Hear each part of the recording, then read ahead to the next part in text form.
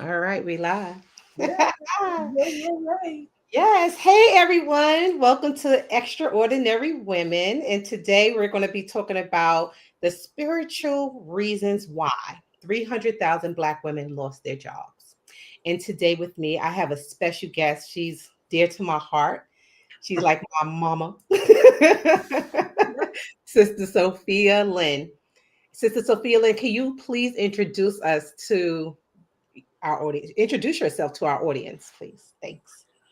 Okay. Well, first, welcome everyone, and thank you for having me. It's always exciting to get a chance to talk to people who I don't know or haven't met, and hope to become more familiar with. And I want to thank Yolanda for asking me to be on her show. We met at a university where I was mentor, and she was one of my students for a while. And this is the first time we've gotten a chance to really talk and get to know each other. So I'm really happy about that. My name is Sophia Lynn, and I am a metaphysician, a teacher, mentor, healer, energy healer, and psychic, if you can say. I work with the angels, and I do tarot readings and things like that. I'm a former IT professional. I was an IT professional doing systems design on the big machines for about 35 years, and I retired in 2004 to become a speaker and writer, which was a career I'd always dreamed about doing. And I actually started on that path, but then life happened. And when I say life happened, it was a very tumultuous time where um, my family, for some reason, I don't know what spirit has in mind for it, but my family, pretty much everyone passed away between 1988 and 1995. That included um, mother, three sisters, well, actually 2005 to include the last sister, but let's just say I lost almost all of my family, including a husband and a son, between 1988 and 2005. And it was one after another for several years. And then my mom died in 1995, and things kind of quieted down. And then in 2005, I lost my husband and my last sister. My Mhm. son died in 1998, and the other sisters along the way. So it was a lot of stuff going on. And even though I processed a lot of the loss and the trauma, I didn't realize at the time that I was pretty much stuffing it. And even though I was doing well, and I was still continue to be successful in work, it was building up to a point where in 2005, when my husband passed and my youngest sister passed 6 months later, right after I retired, that started a downward spiral. Then the economy collapsed. I Mhm. was heavily involved in real estate. It collapsed. I was in my mid 50s, couldn't find a job, and I was going through menopause. All of this. Perimenopausal, I Oh, and understand. menopause is bad enough when you don't have I anything else going know. on. But all of this collapsed in on me, and I fell into a deep, dark depression, which changed me fundamentally. And when I say fundamentally, meaning it stripped everything away from me. Yeah. I was still physically healthy, but emotionally I was devastated. And because of the way things happened, I ended up very much alone, on my own, broke, couldn't get a job, and terrified.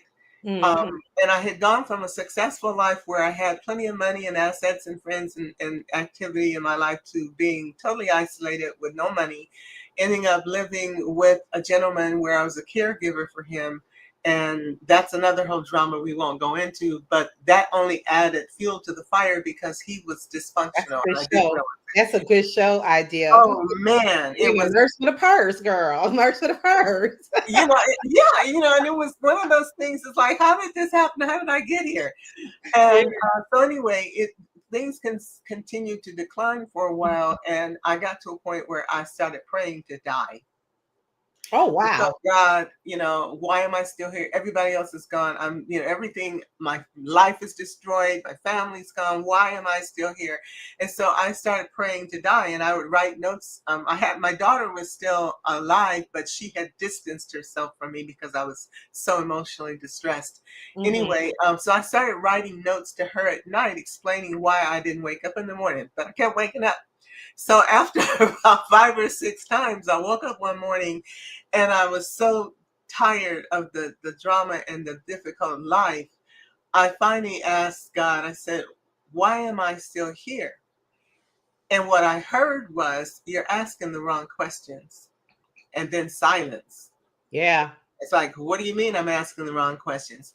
Well, then I start praying for what are the questions? What questions should I be asking? And one by one, slowly but surely, the angels start showing up. Michael, Gabriel in her female form, not the male aspect we know of, but the female form, Raphael and Uriel. And this was the first time I had any inkling that the angels were neither male nor female, and both.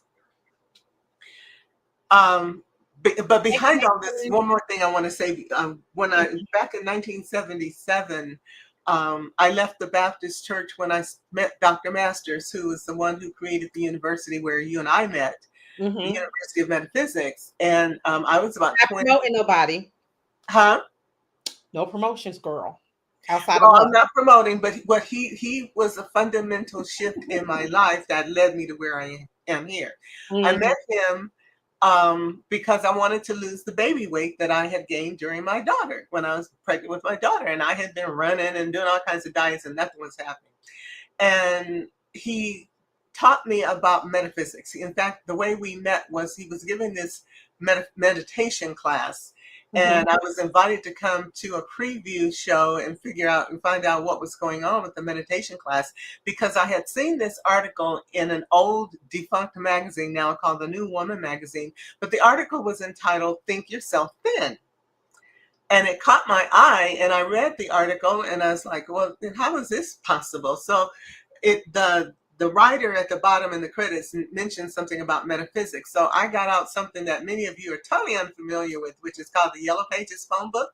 It was a book about this thick I that remember. contained advertising and listings for all the businesses in the area. And I was in Southern California, so it looked like, 3 inches thick, maybe 4. Anyway, I looked up metaphysics, and lo and behold, I found this organization that was headed by Dr. Masters. So I went to his introduction to his meditation class. It was an 8-week class, and my life changed. It literally changed everything. I started learning how to meditate, and I did lose the weight, and I was so involved in so much. It was giving me such a wonderful transition Hmm. that when he offered some of us the opportunity to enroll in the university, I jumped right in. And let's Hmm. just say the rest was history. That was in 1979. Okay, 1977 maybe. Hmm. And so I've been a student of metaphysics and teacher and mentor and everything all since then. Jesus came to me in a dream one night, not long after I joined this meditation class. And in that class, he said, I'm here with you, always have been, always will be. You have something to do. You won't know it for a while. So just, I'm with you and know I'm always here. And the reason why I know it was more than a dream, for one thing, it happened back in 1977. I still remember the details like it was yesterday. But during the following class, the next week, I brought up this dream and told the class and Dr. Masters about this dream and how it gave detail and everything. There were 4, maybe 5 other people in the class that said, I had the same dream that Thursday night too. That Mm. was mind blowing.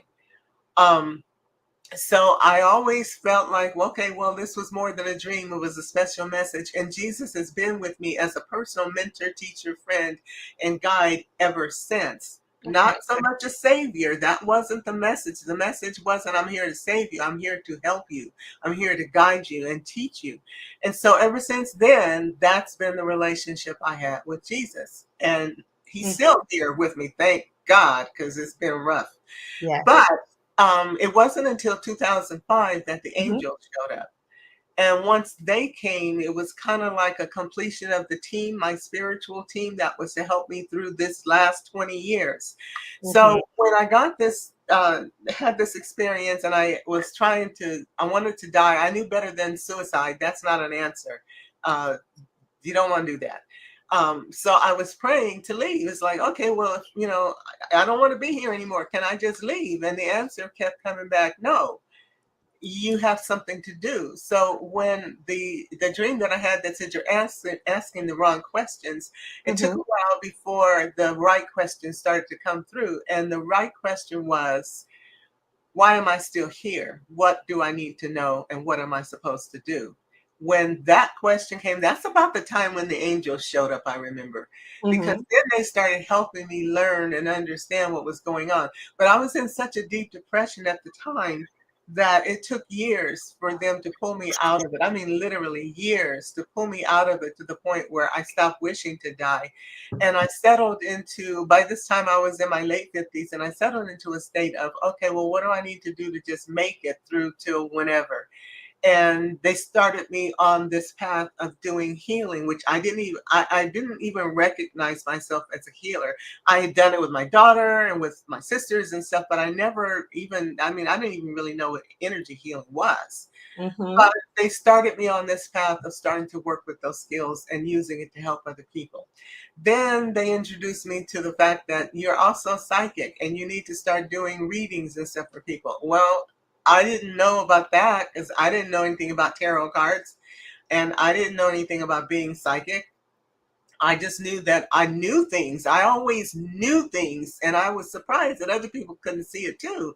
Well, it Hmm. turns out I'm what they call a claircognizant, which is wisdom, wise, knowing, which is part of the reason why I carry the name Sophia now.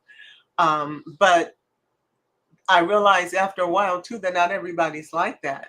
I don't see things, but I know things. I hear things.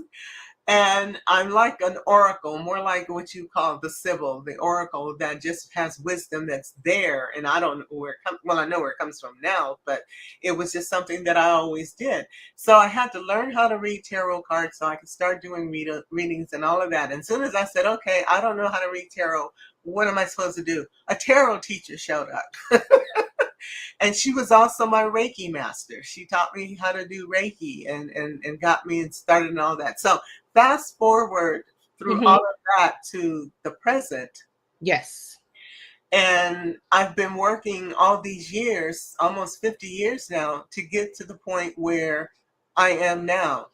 The answer to why am I still here, which was back in 2005, is for now. This is why we held you here, why we stayed with you, why we guided you, we took care of you for this point in time. Even though I spent the last 20 years in a kind of semi-retired state, living with roommates, making money to supplement my Social Security in the last maybe 12 years, even Hmm. though all of that was going on, I still at that point didn't know why I was still here because there was no way I was going back to work. I was too old for that. And I wasn't in a relationship. I had kind of shut down my heart, wasn't, connected to anybody. I was very much isolated and alone, but I was deep in spiritual study and practice. Deep, deep, deep. So when all of this stuff, my life started coming to a transition a year ago, I saw it coming. In fact, while I was doing some mentoring to some of the classes for the university, I mentioned about a year ago, I said, something's coming. I feel it coming. It's like put on your crash helmet, put on fasten your seat belt, put on your parachute because you're about to be shot out of a cannon and I don't know where and how this is going to end. I felt it coming, but it came on so fast, I didn't have time to really react and prepare for it. And I've been responding to the disruption ever since. And then 6 months ago, was the final nail in the coffin when I lost my last contract job, because at one point I was doing tarot readings for a local psychic shop in Sedona, and I was there for about 4 years. That blew up We have because to get to the subject at hand. I don't mean to cut you off, sis. oh no. Yeah, we have to get to the subject at hand, which is why 300,000 Black women lost their jobs. Well, that's what I I was didn't mean to going cut you to off. get to. Yeah, and I'm happy that you're explaining some of the circumstance of your life, because throughout your life, you had ebbs and flows of losing your job and gaining a job, losing a job, having money, gaining money, whatever. So you will give us a wealth of information on how to navigate these jobless streets, because Well, and that's what I was coming up to, because this yeah, last transition was kind of like the ultimate of the losses. yeah. Do you And think the ultimate of the losses is because of your age, like all of ageism? that, all of that, Okay. all of that, and the circumstances in which we live right now, Yeah. the changes in our country, the changes in the economy, all of this has come together at one point in time to create this situation where I'm having to go into all of the teachings and learnings and everything I've ever done to pull out my several rabbits out of the hat, and figure out how to navigate this situation, because this has never happened before. And we've got now, when my life started falling apart a year ago and I was looking at me just rebuilding and starting over again, I wasn't seeing the economy collapsing under me again. I wasn't seeing the changes in our government that has been deliberately destroying lives and undermining us. But what I had to do in this last year is react to all of those changes when I didn't have a pattern or a model to follow. So now that we are where we are, where we've had all these 300,000 Black women lose their jobs, I look at it from a different perspective. And, we talked about some questions. We had some questions that kind of framed this interview. And so I want to kind of step into that now. Yeah. So before you do that, let me just explain to the audience that yes, 300,000 Black women lost their jobs under the Trump administration. Okay. To me personally, I feel like this was a karmic type of situation going on, because before Trump, as you know, Black women band together and they voted for Kamala. They put Kamala in office. Black women, that was like the biggest unity I've ever seen in my life, of Black women coming together, standing behind a candidate. And they were, it was like almost like a sure win, that they felt like Kamala was going to win. But inwardly, I kept saying, I don't think she's going to win. I think there's going to be something that interrupts her win. And certainly it did. And I told certain people that it was going to happen, and they didn't believe me, but it did happen. But I think that once Trump got into office, he spanked Black women's asses. He was like, I am going to spank your ass for, what you guys did out there. Well, And let's put it in perspective. Mhm. Before we look at it that way, let's put it in perspective, because it's a greater meaning behind all of this. Which Number, there is, yeah, but I think on a surface level, this is what happened. On a surface level, just getting our asses spanked, being made setting an example of who has the true power in this realm that we are living in. I think they probably thought that Black women were a little bit too big for their britches, and all of that and is true, it but got it's out of still hand. it's bigger than all of that. It's bigger Mhm. than all of that. So the First, question that we posed first was, why do you think 300,000 Black women lost their jobs? Now, I already explained my reasoning. I think it's okay, karmic, but go ahead. it is karmic, but on a much deeper level. And I need to step back a little bit and say a couple of things to put things in perspective. Okay. First of all, he ran against a white woman first. Hillary. Yeah. No. What? And we know that there was some shenanigans going on, and she didn't win. Okay. Fast forward to when he gets a chance to run again, and at first it was Biden, and then they pulled Biden out and put Kamala in at the last minute. There's no way in hell he was going to lose to a Black woman. That just was not going to happen. And I made that reference to you the other day about that movie to look at how things were manipulated. That was not fiction. That really did happen, because there's been a lot of evidence that's not presentable yet in a way, and under the current environment can't be presented. But the truth of the matter is, and I verify this with Spirit, is she did win. She did win. But because of machinations and manipulations and things that went on behind the scenes, there was no way he was going to be ultimately embarrassed by a loss to a Black woman.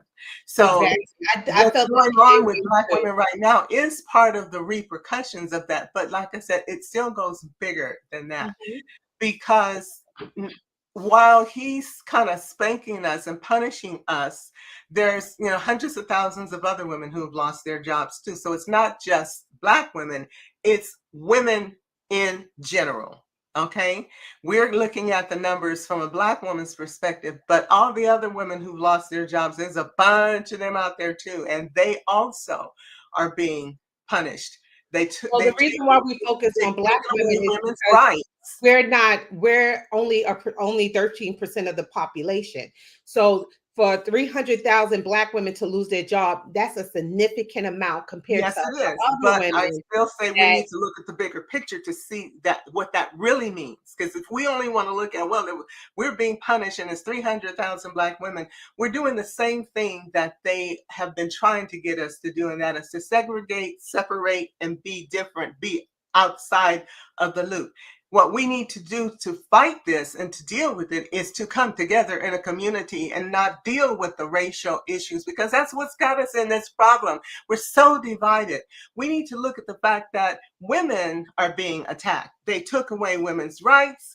You know, you can't do this with your body. They're telling white women, who are more susceptible to the lie of be a stay-at-home mom and let your husband take care of you. Well, let me tell you from a personal experience, I grew up in a situation in the time when women couldn't work. We couldn't have our own credit cards. We couldn't have our own incomes. We had to have permission from our husbands. We fought tooth and nail, burnt bras, did all kinds of stuff to give women the rights and the freedom that we have been enjoying up to this point.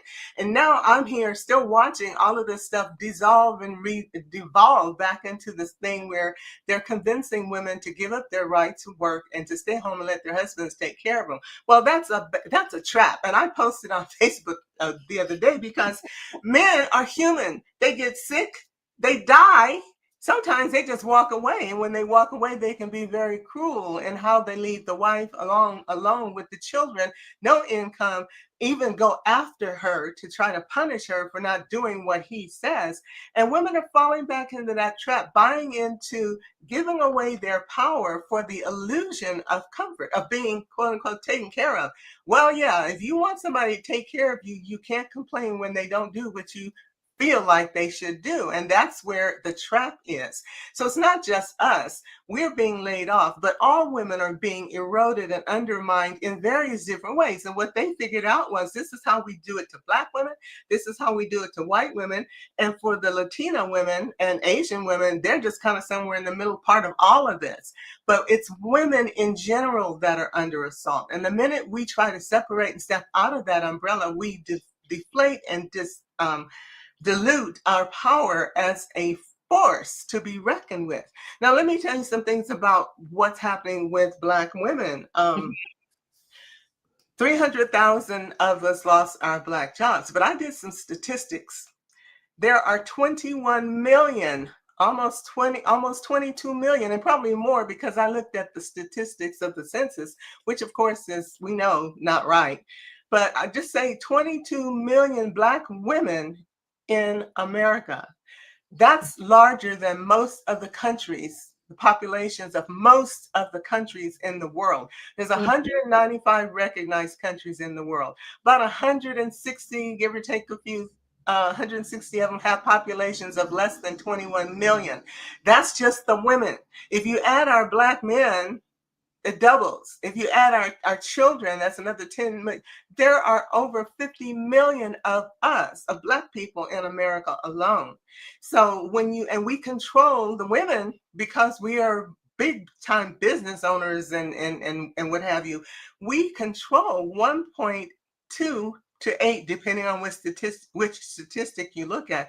We control, let's just say, over $1 trillion of spendable income. That's a lot of power, but Yeah, we it don't is. have the education and the organization of how to funnel that and use those resources effectively.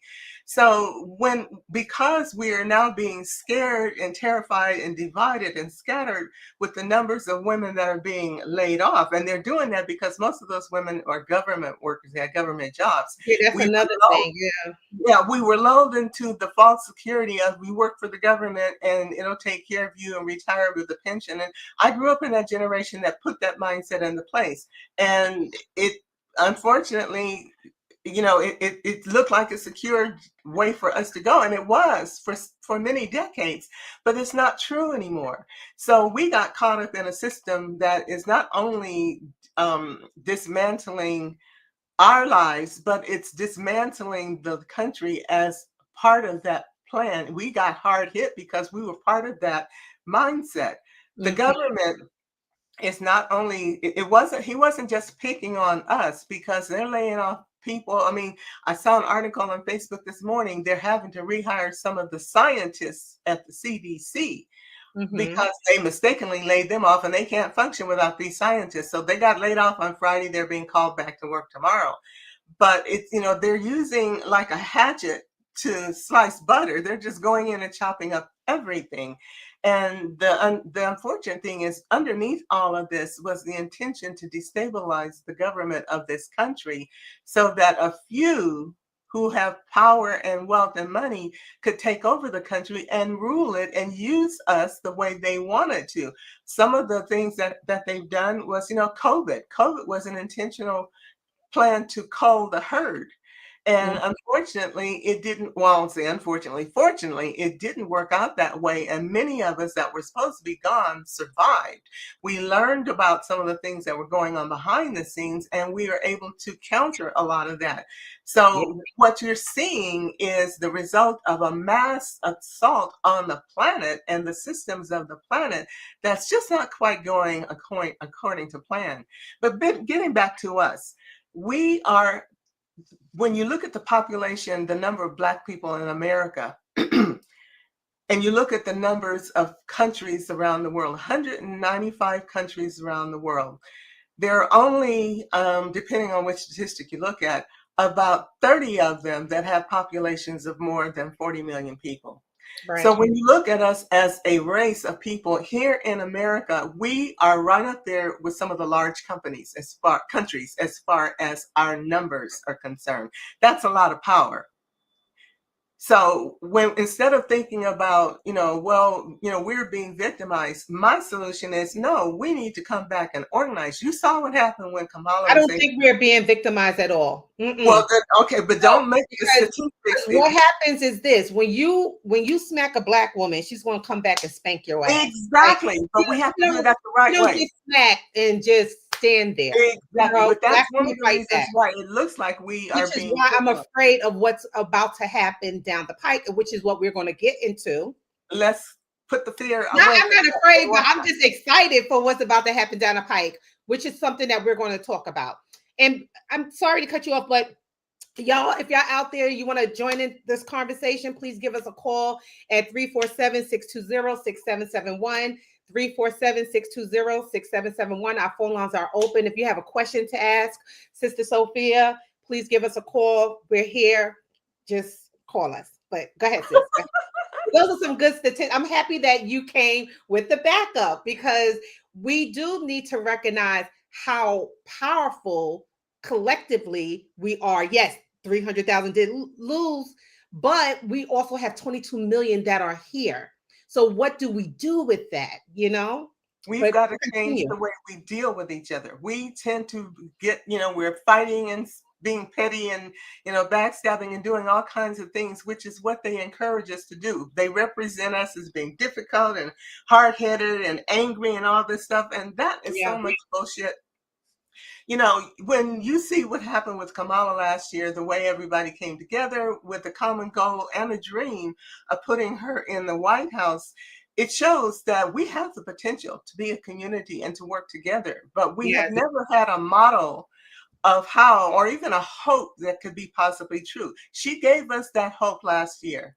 She showed us that it can be done, and it doesn't take a lot of time once we set our mind to it.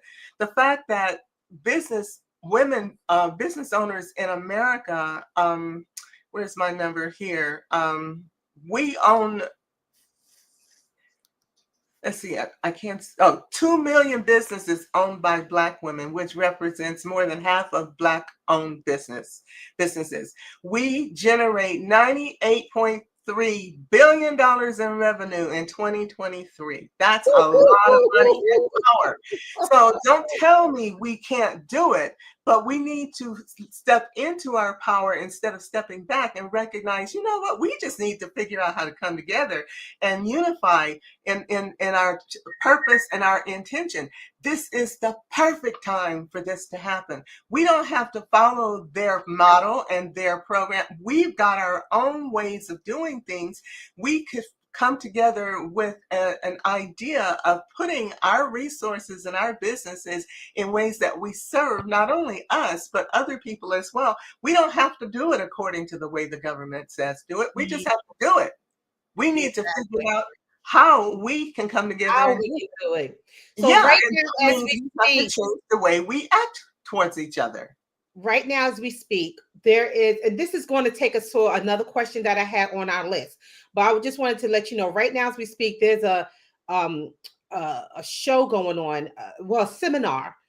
It's called Exodus Summit, and it's of Black women who got together and they're actually exiting the United States, because they feel like there are better opportunities outside of, of the United States.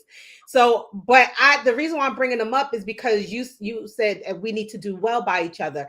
I think they are a great example of how Black women came together and did something great. And they have a large following. They also have a large number of Black women who are meeting up in other countries and getting together and living outside of the United States. And they also have Black women who live in community with each other in other countries. It's just a beautiful thing. But I needed to bring that up because I feel like, yes, we need to do something different than our status quo, because our status quo haven't gotten us anywhere. Our status quo actually caused us to lose 300,000 freaking jobs, So but I totally disagree with the idea of leaving the country, and I'll tell you why. And that's a personal thing. It's a personal thing, but if you look at people statistics and the circumstances, let's look into that a little bit. Go ahead. Mm-hmm.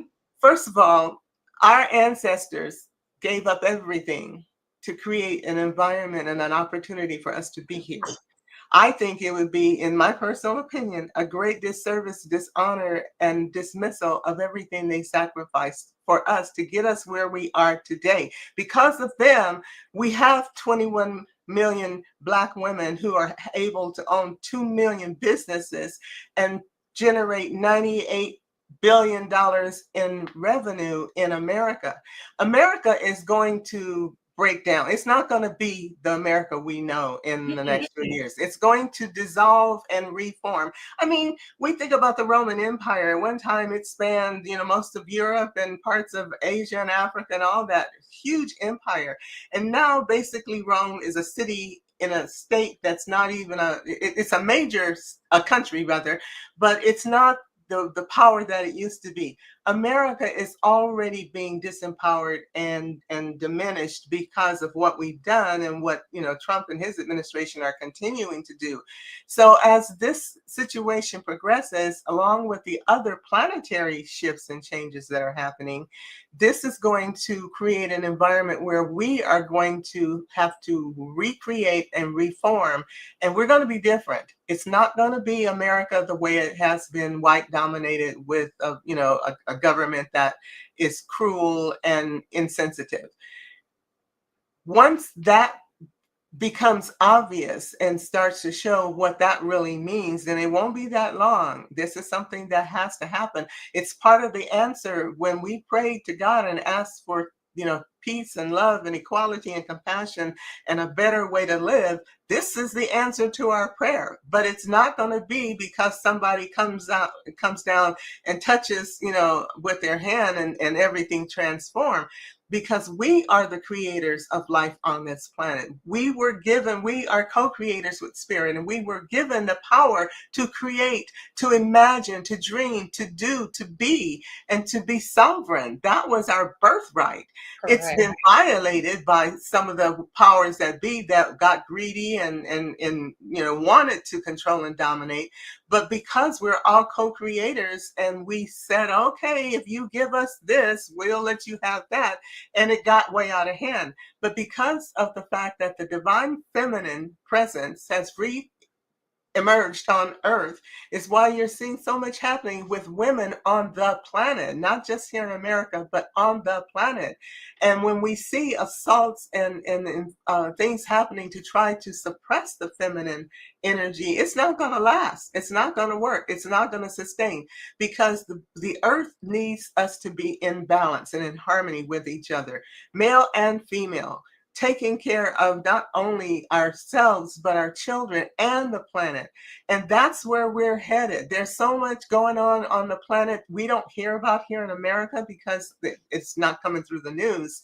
But this male-dominated society that is focused on greed and wealth and power is not sustainable, and it's not going to be sustained, because we are already in one of the countries that has the greatest structure for economy and all of the things that we want to do. Why would you leave your well-structured house to go live in a place that you don't really know? I mean, why not bond together and use each other, no matter where we are in the world, to help support each group doing what they do in our own way? Why should we take and uproot our families and ourselves and move into systems we don't really know anything about? So We to are counter that, Americanized Black people. We are not going to be able to do the same in other cultures where we don't have the same access and the same power.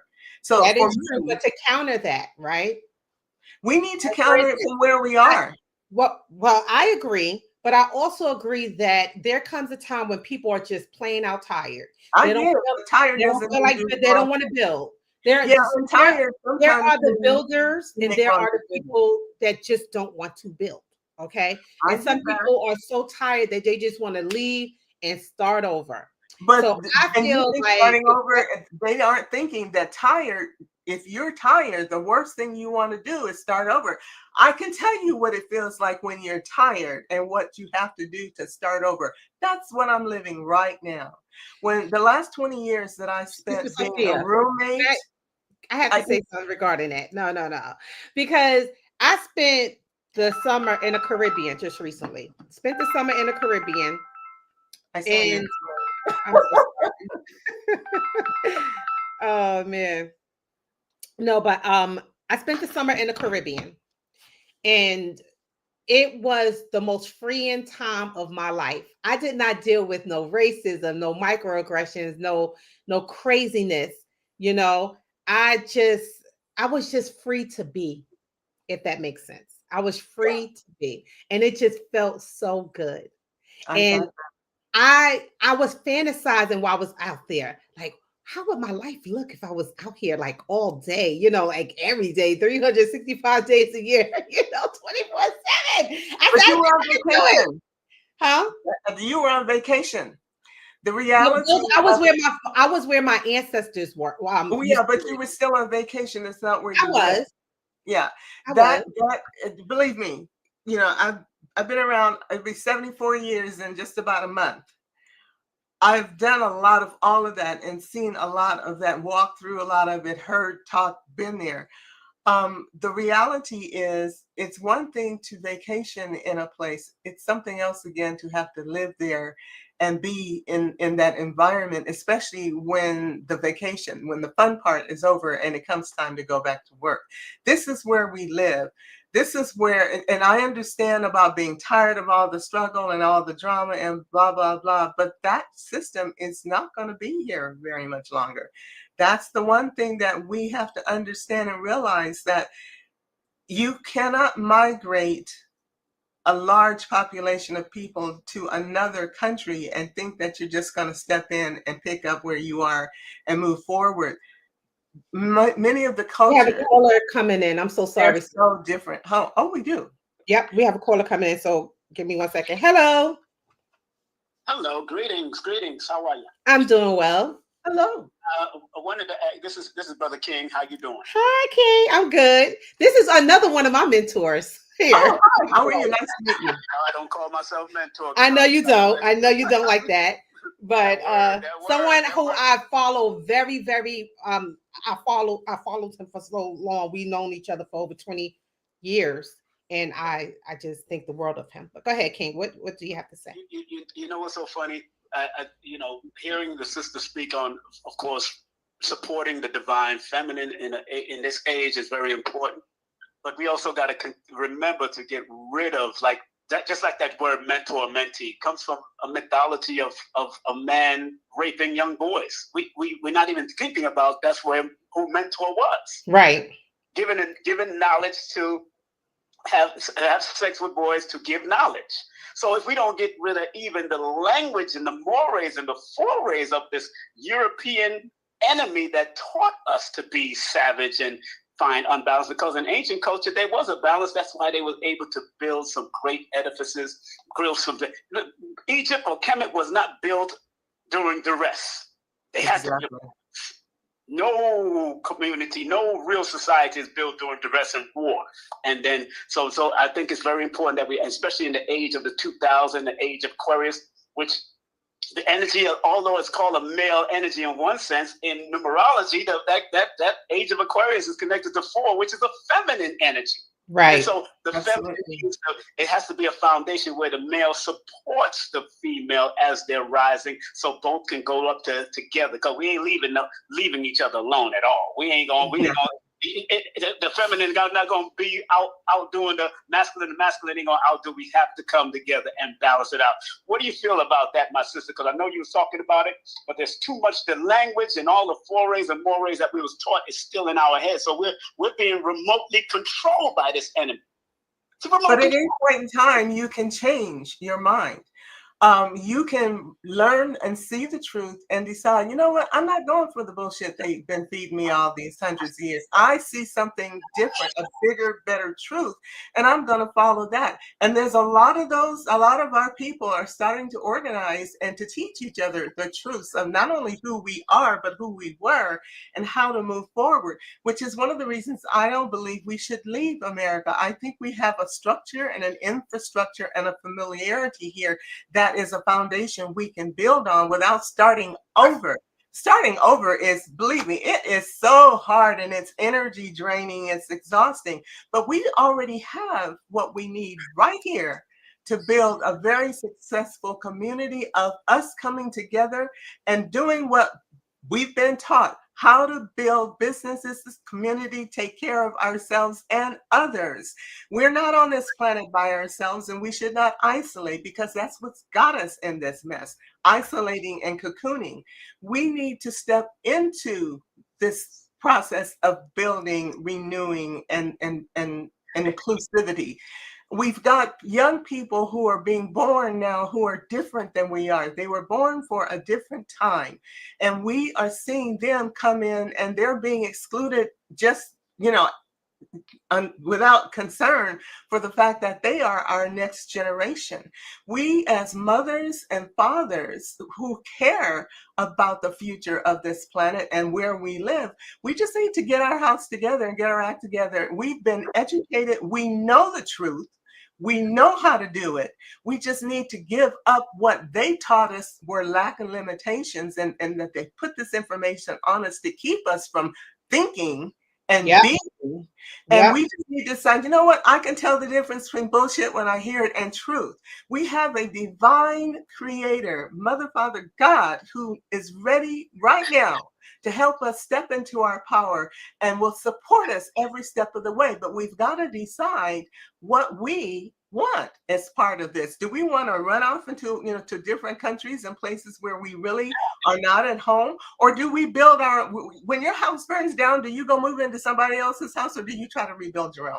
We have the opportunity right now, right here, to take the resources. We've got leaders. We've got everything that we need right here to take this 50 million of us, along with others who are totally fed up, and rebuild something wonderful right here, right where we are. I hate to see us fracture and start going in different directions because we're frustrated with this system. Let's change the system. It's changing. This system is not going to survive. I don't care what it looks like right now.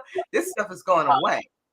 The energy and spirit is not going to support it. It can't stand. It's too broken, and it's too... Sister, I don't support the Go Back to Africa Just movement because, first of all, yeah, the state is here. And, primary example of the person that just passed on, Assata Shakur, at least she formed an alliance that she was able to go somewhere. And that's what we need to do as melanated people, form alliances to be able to do trade like we did before Europe even came out of the mountains. Before they came out of the mountains, we formed alliances to go back and forth and trade, because corn is over in Africa when corn started over here. And there's certain building apparatuses that was over in Africa that came over here. So we used to support each other. And that's why I think we need to get away from the English language to a certain level and create our own, especially the indigenous, find out what was the indigenous languages of here, of Americas, of all the Americas, because America goes from North Canada all the way down to the Caribbean and South America. That is the Americas. But people don't know the geographic understanding, the geographic history, and their connection. And that's why it's important that if we got back to our ancient languages and stop, because those tones and those frequencies was much more resonant with the creative force, because we was talking to nature. There's a natural communication we had. Yeah. Not through English, but that's why English, when you go back, it's a dialect that can tell you, hey, it came from Latin, it came from German, it goes back to this. It keep on going back when you study etymology. So, you're on the right point, sister. On the right. I just want to make sure because Dr. Africa told me years ago, he said, yo, King, it might take 500 years to get back on point. Wow, 500? It's not going to take that long. It's not going to take nearly that long. If we stop and think about... No, what I was going to say is we stop and think about where we are as a people.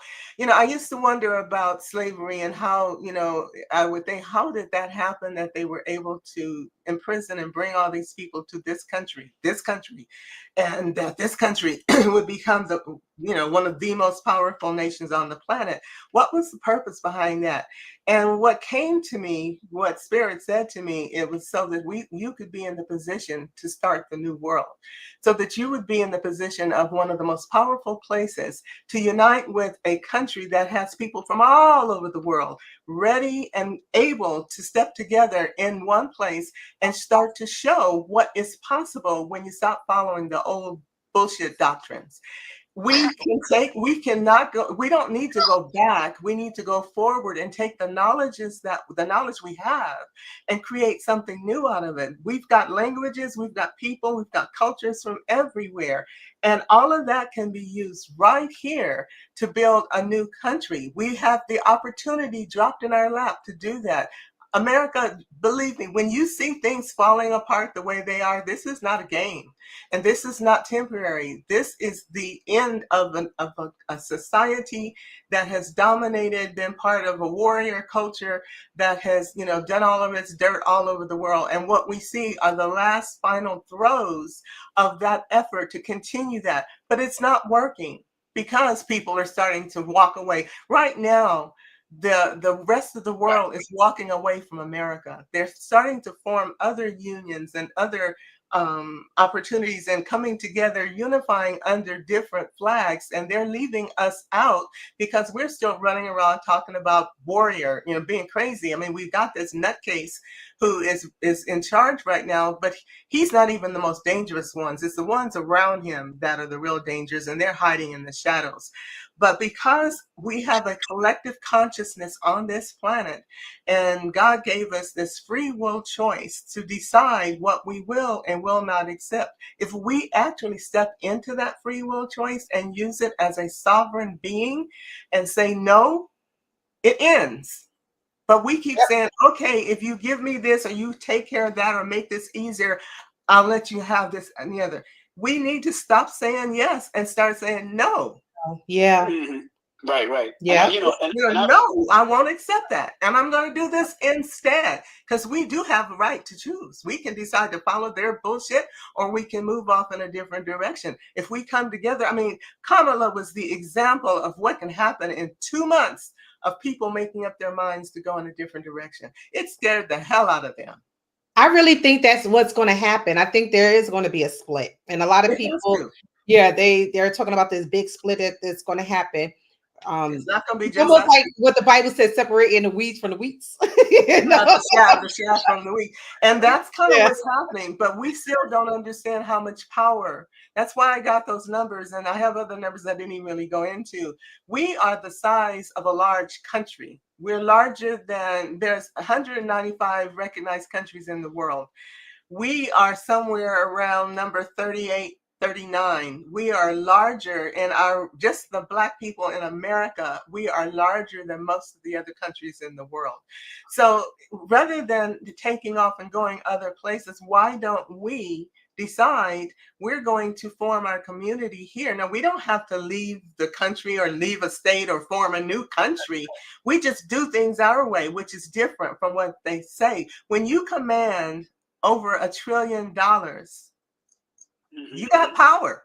Yeah. We just don't use it effectively because we don't know how. We have not paid attention to how other races and cultures have taken their assets and turned them in, or taken their money spending power and turn it into assets. And that's where we are falling down, because we don't do the same things that they do. We don't do the same investing and saving as a community, as a rule. That's where we're missing out. We tend to be consumers and not producers and creators. But we see we got the ability. We once were, but unfortunately, every time when we built things up, they tore it down. Well, they are about to be torn down. The thing about it is that they had government backing in tearing our communities down. But that's the golden opportunity now. It's not going to be like that. I understand. So, and that's the problem. Now we're so divided, and everybody's thinking on an individual level, which is why I think that they gave certain Black people money. Back in the day, they made them millionaires so they could have this individual type of celebrity. So it's not supported by the spiritual law and intention for the people. Because as you said, we're all living a collective reality together that we are creating as a collective. We are all creating together. Yes. Can I land my mother plane and leave? Can I land my mother plane, please? Yes, go ahead. Go ahead, brother. One thing I learned back when I was in the Nation of Islam back in the day. Yeah. We can't negate the warrior. It has to be a holistic and healing portion of the warrior too, because even in martial arts, although we was taught to maim, we was taught to heal. We was taught to set a bone. So as much as we could be healers and innovative, we still have to have the warrior spirit to protect whatever we have, to surround to make sure that all of the chariots are surrounded and protected. Because as soon as we do go off and form something right here in America, if that enemy is still the same mentality, he's going to try to attack it. So we're going to have to be able to mentally, physically, spiritually understand the need to be a saint, savior, soldier, scholar, healer, and killer when necessary. This doesn't stop, because it doesn't, but it shifts. It doesn't stop even in the womb, because when all the sperm is ejaculated, what happens? One make it, everything else die off. It has to happen. So this is a nature thing. So we can't negate the warrior. We got to have holistic balance with the healer. That's the problem, though, King. They don't want. No one wants to die. No one wants to die. I just want to kind of inject in here that one of the things we need to get rid of is the old All right, paradigm. thank you for calling in. We appreciate you. All right, peace. We have to change the paradigm. We've been taught a lot of misinformation by the old regime, I'll say. And that information was designed to divide, to disencourage, and to disempower us, because we were taught a lot of, like one culture was taught this, another culture was taught that, and then the white people, they've got their own way of doing things. We're seeing that in the way they express Christianity. It's different for them than it is for the way way we have been taught and the way we practice it. We've got to get back into the truth of what our spirituality is, not within religion, because religion is part of that programming environment. You teach this and you teach that. I mean, there were some things. I have a friend, I'm not Catholic, and I haven't really ever been exposed to the church, but I have a friend who was raised in the Catholic Church. And as we've discussed some of the differences between what he was taught, he's a white man, what he was taught in the Catholic Church versus what Black people believe in our Protestant beliefs. And then there's, and you from Jehovah's Witnesses, that's a whole different mindset. So I said from. But the doctrines are so different in many ways that it creates its own level of imprisonment, because we follow the doctrines without question. And we're taught, when I was a kid in Sunday school in the Baptist church, I used to get put out of Sunday school all the time, because I would ask questions that they didn't have answers to. And instead of trying to give me an answer or help me find an answer, they would tell me, don't ask that question. You're going to hell because it's a sin to question God. I didn't ask that was one of the things that got me into metaphysics, was when I would ask some of those questions, I got answers for a change. And I got answers that made sense, which opened me up to greater truths. So I'm not trying to put down anyone's religion, because I was always of the mindset, if you believe in God in some form, that's better than no belief at all. Exactly. But we are now being given the chance to step into a new way of understanding, a new way of being, and a new way of expressing our humanity on a more spiritual path that's in alignment with the truth of what God is. And, you hear me basically refer to God as spirit or the universe, source, creator, whatever. And it's because there's so many definitions of God. I always feel like, stop putting God in a box. Your culture has a box. They have a box. You have a box. And everybody wants to put God in this definition of what they believe. God's so much bigger than that and so much grander. It's all of that and a bag of chips. And we keep trying to put God in a box of our own definitions. The truth is, when we take the box away and we see spirit for what it really is, we realize we have more in common than we have that are differences. When we can start to come together with that common understanding of we are all one part of the one creator, the one divine presence that is all that is, then we can start to put some of our differences and our prejudices and our need to fight aside. I agree there will be a need for protectors, absolutely, but there's a difference between being a protector and being an invader or a fighter. We need protection, but I'll put this out there, just kind of, you know how I am about I speak my mind sometimes, which a lot of people don't like. But I think that, and I think Ronald Reagan said this, and I'm not a fan of his, but he did say this. He said, if we knew the truth about what else was going on out there, we'd stop our petty fighting over our petty differences and unify in our one interest of thriving and surviving against another kind of enemy. I think we're going to have that opportunity sooner than later. And I think it'll get people to kind of realize all of this stuff that we consider so important as far as our beliefs is insignificant to what is important to us to surviving and thriving as a race of humans on this planet. It's such a fragile situation here on our planet. It could go either way very quickly, and all of us would be history. We would be some of those civilizations that we don't even know existed before. It wouldn't take much for that to happen again. So while we have an opportunity to do something different, let's change the narrative, buy into the truth of who we are, and the fact that really what we need to do is learn to love, honor, respect each other and ourselves, be more authentic, more caring, more compassionate, and patient. If we can embrace those qualities, we can find our way forward and create what we need right where we are, and be in a world that we want to be in instead of one we want to run away from. It's doable. It It's is doable.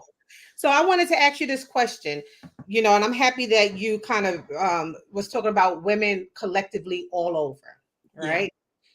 What can women do to secure their futures? What can they do to secure their futures? Because we did talk about a little bit about, them giving away their power to be stay-at-home moms and to do this, that, and the third, not stepping into their power. What should women do, and what can women do to secure their futures? We can step into our power and still be stay-at-home moms. Those 2 million business owners that are right now making their own way and creating their own resources are doing that. My mom she was a cosmetologist, so she was at home and available to us because she set her own hours and she did her own thing. The younger women of the millennials and beyond are really doing that. They're rejecting this idea of having an 8-to-5 job and being under somebody else's control. They're finding ways to create their own incomes and do what they want to do. Now, I have some ideas about how collectively we could do that, but that's the time for another conversation. We can come together as a community and decide to support each other and create the systems that we need in order to support each other. I think entrepreneurship is a way to do it, and there are various businesses that are already in structure that can be tailored to our needs. Yeah. I think having the desire to take care of ourselves and our families as opposed to being taken care of is a key issue, because the minute, and I'm here to tell you, the minute you give your financial freedom away and think that you can make it on so much less is when you become a victim at the whim and pleasure of whichever way the tide goes. I've just come through this experience, and I'm trying to put myself back in a financial position, which is coming, to where at 74 years old, I have my own income source and my own business where I don't have to be dependent on a job. Because I've been looking for a job, and nobody wants to hire a 74-year-old woman, despite how good my brain is and how alive I still am. They look at the numbers and they go, oh no, we want somebody younger. I can't tell you how many resumes I've submitted, So I'm having to do this for myself. Every woman out there has the same option. And there are many, many ways that we can step into our own power and decide, I'm going to control my finances, not by depending on my husband. I mean, that's a great idea to have somebody there to take care of you. But like I said early on, they get sick, they get hurt, they die. It happens. Or they walk away. I had a husband walk away, when my kids were little. He still never paid a dime in child support. My youngest child is almost 52 years old. So we need to understand that when we give up our economic power and our financial security and put it in somebody else's hands, we could be victims at any point in time that other situation changes direction. But when we are standing in our power, creating our own incomes, being partners with our partners as opposed to dominating or controlling, then we're stronger as a unit. Because if something happens to the husband, and I've met few women here recently whose husbands aren't capable of working because of injuries or illness, and they're having to be in the driver's seat now. Well, if you're going to be in a relationship, you need to, and the husbands need to understand, there's too many variables. We need to have both partners, at least, if she wants to be a stay-at-home mom and take care of the kids, perfect. What can she do What can you do as a stay-at-home mom to contribute to the family's security by helping? Because if something happens to the husband or the partner, if you're not married, whatever, somebody's got to take care of you. And rather than being thrown into financial devastation, you can just switch hoses. Just, okay, Exactly. well, I got it covered. That's the unity that I see as being the solution for us in the future, for women and for men. Yeah. When we are not struggling and fighting each other, we can come together and build something that's substantial and sustainable. Yeah. That's So my a two. lot of people like in my audience know that I created the Bianca White experiment where I changed my race to a white woman to get jobs. And subsequently, once I did that, I mean, corporate America slammed their door in my face. I could not get a job. They blackballed me. I'm probably still blackballed to this day. Okay. It's been like 15 years. But what I did that was very significant is I said to myself one day, do I sink or do I swim? Yeah. How do I swim? So I use all the information that I had developed in corporate America and I started my own company. And at first, I'm not going to front y'all, it was hard. Hmm. It was really hard. It was difficult, but eventually that's the thing. I stuck with it and eventually it grew. And it's doing very well now. But that's the thing. Either you sink or you swim, which way you want to go, how you want to do this. And I think that those 300,000 women who lost their jobs, they really should start creating something that Yes. valuable to everyone so that they can swim and they don't have to ever look at the government again for a job Exactly. because most of And them it's government workers. Yeah. We live in a time when that is more possible than ever. 20 years ago, we didn't have the internet. We didn't have the connection, the way of connecting with people so far away, where we can network and rebuild. And that's the solution. That is absolutely the solution. The younger people, the millennials, the Gen Zers, the Gen A's and alphas, the betas that are coming along as companies are giving these younger people ultimatums. I mean, who is it? Ford or one of the companies right now is threatening their employees that don't want to come back to the office, and they're threatening to lay them off. And most of the employees are saying, okay, because they've been doing other things, and they know that there are other ways to create and to bring in revenue and income by pivoting at a time before you run out of money while you're in this early stage of the loss. Pivot now, as opposed to waiting to see what happens. Start looking for ways to build something new and different. Start it as a part-time effort and build on it while you still have resources and the ability to kind of survive until things get better.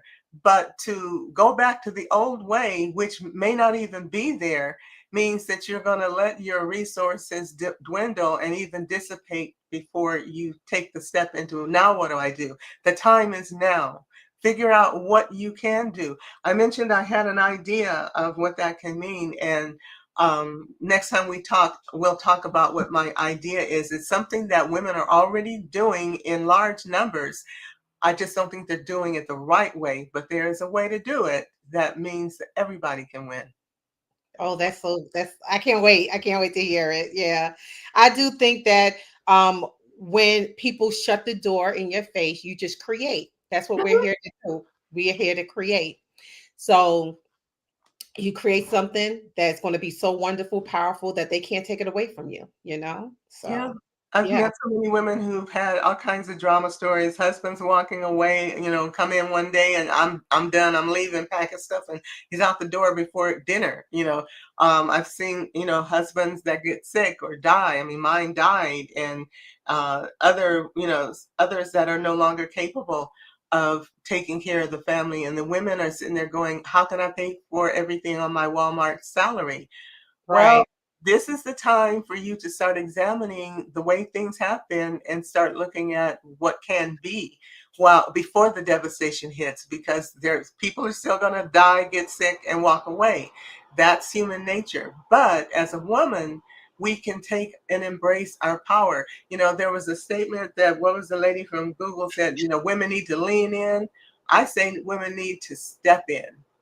Ooh, I like that. Lean in, step Yeah, in, that's right. take Step in. control of your future. Because without that, you and your children, and maybe your parents who may no longer be able to take care of themselves, are going to be depending on you. Correct. Owe that much to them and yourself to no longer be taken care of, but to take care of. Yeah. Where do you see women in the future? Being that powerful creator, being the ones who are not trying to be superior or be better than their partners, but standing on equal ground because it's necessary for us to thrive. In other words, we won't make it if we don't step into that now. And the opportunities are there, the doors are open, but we need to run through the door as opposed to stepping back and being scared. There's a saying that goes, the thing you want the most stands right on the other side of your fear. And that's kind of what holds us back. We're afraid we're not going to make it. We're afraid we don't know what we're doing. And I get it. I feel that every day with the stuff that I'm doing. Right. But I also know if I don't do it, nothing's going to change. And then I'm a victim. Exactly. Exactly. Stand in your power. We do have the power, ladies. We We do. have it. We are the life force. We are the portals that bring life to this earth. Yes, we are. And life without us will be over in a generation. Exactly. Think about how much Yeah. power that is. And the way things are going, the way these young ladies are, walking, it might just, that's what it looks like because the birth rates are plummeting. They just don't want to bring life into this current reality. So It'll go down for a while, but as women gain their power and their freedom and their stability, children will be, born again. born There's no again, reason for women to stop having children when they're no longer afraid. When they know I can take care of me and my babies if something happens, or if I don't ever have a partner, I'll be okay, and that I can make it on my own. But we have not taught women that. We've always taught women, what is the saying? Men tell us, you're nobody without a man. yeah. No, you're everything, Yeah, because you're the everything. one. Thank I you. mean, children, be quite frankly, if there are sperm available, all you need is a donor. A woman can get pregnant with a turkey baster. I mean, I'm not putting men down because I love you guys dearly. I do. I'm in the process of working on a program to help bring new love into my life. Yeah, at 74, I think it's still possible. And I'm I working. think so. You're cute. You're cute. Well, I'm working. I have a program that I started several months ago that now I'm going to focus on finishing. It's a 90-day program of helping to call in the one, because I decided if this is going to be such a big change on our planet, maybe I need a companion. I don't really want to do this on my own. Yeah. But, when you think about women, we need more. We need men that we can rely on, who want to love us, who don't want to punish us or take advantage of us, but love us. We're the portals through which life comes into the world, but the men in our lives are there to help us, to take care of us while we are in this vulnerable state of pregnancy, but not to dominate and control us once we are back on our feet. I mean, Correct. we are partners, Yeah. and we need our men to soften up and understand that we need you strong and functional and present. That creates love, and it creates compassion and partnership, and women thrive under those conditions. But when we are feeling used and abused and taken advantage of, and we can't trust you and all that, that creates a lot of tension and stress. And the babies that come in feel it from the day of conception. That mother's body that's under stress and tension and doubt and hurt and tears and everything, that baby's feeling it every moment of every day that it's growing inside mom. Yeah. And we do a lot of damage, and I think we disconnect when we realize that this is all one living organism. We're all connected, and if we treat each other well, if we want a future where we are all thriving, we need to start being supportive and loving of each other. And I don't care skin color or sexual orientation.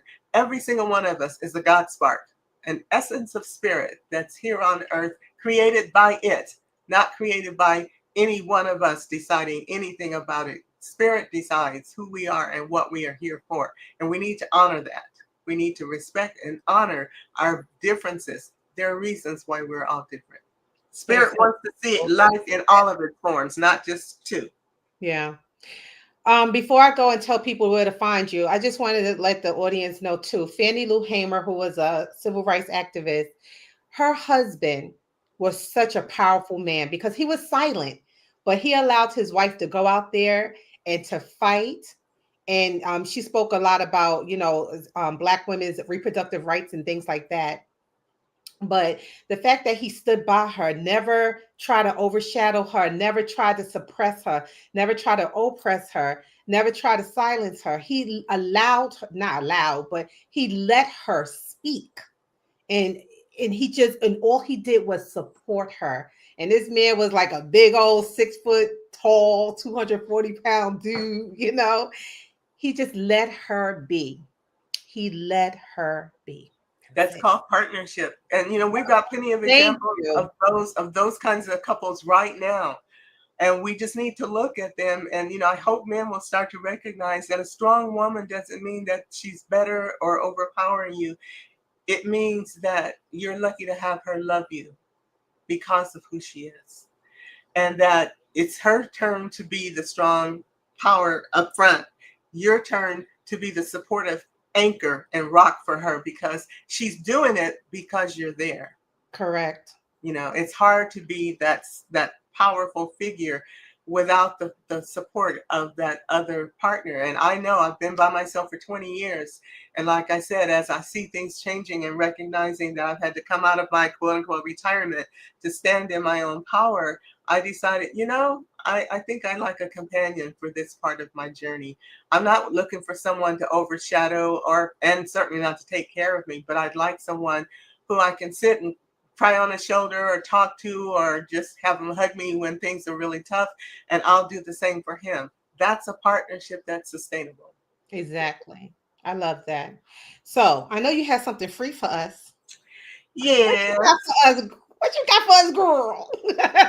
This is for anybody who wants it. I'm going to give 2 gifts. One is my ebook, which is the story of the stuff that was going on for the starting in 2005, the story of the breakdown, the breakup, the breakthrough, and how I came through. It tells the story of about like 2005 up until about 2009, I think. Mm-hmm. And it's a free ebook that I wrote. In fact, I finished it many, many years ago, and somebody asked me about it earlier this year, and I finally went ahead and published it.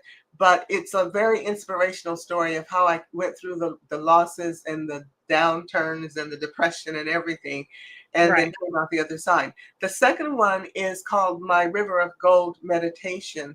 Spirit gave me a special meditation for myself when I was going through the worst of this a few months ago, to help me recalibrate and reconnect with Spirit from a place of love and compassion and wholeness, bringing in the gold. We talk about having been made of gold, streets of gold. Well, this meditation brings the graphic and the description of the meditation brings the gold shower down from heaven into a river that you can immerse yourself in, that takes away the heaviness, the pain, the difficulty. I found as I've been using it, it's a guided meditation. By just following the information in the guided meditation, it helps me to wake up and clear out the blahs and the fear and all the negativity. I used it this morning before we did this.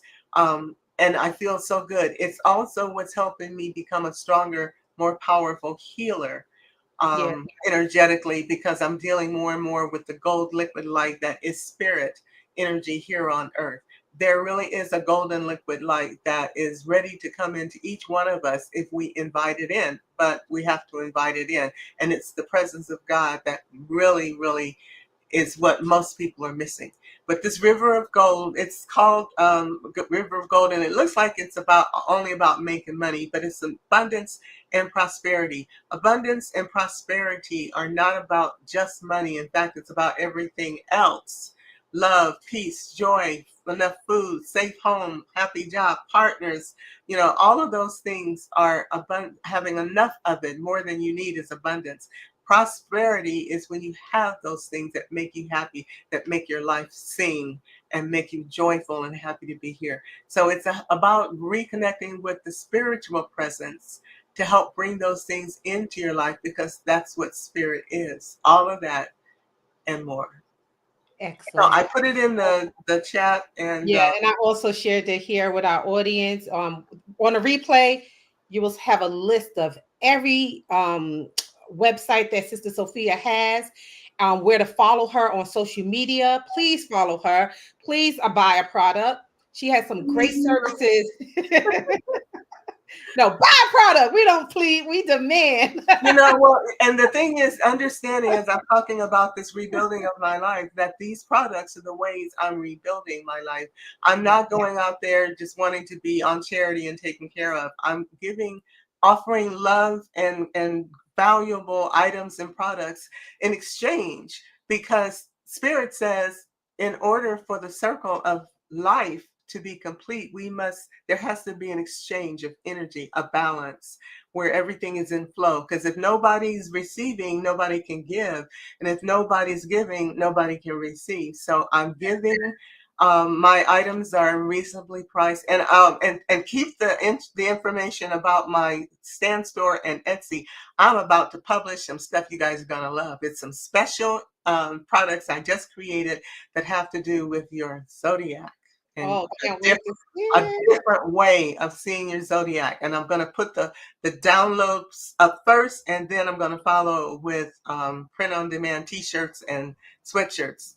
And all of this is, I'm trying to put things together so that the products are cohesive and they relate, so that you can buy from me again and again. But I look forward to serving all of you, either as a healer, a psychic reader, or just providing wonderful items for you to enhance your life with.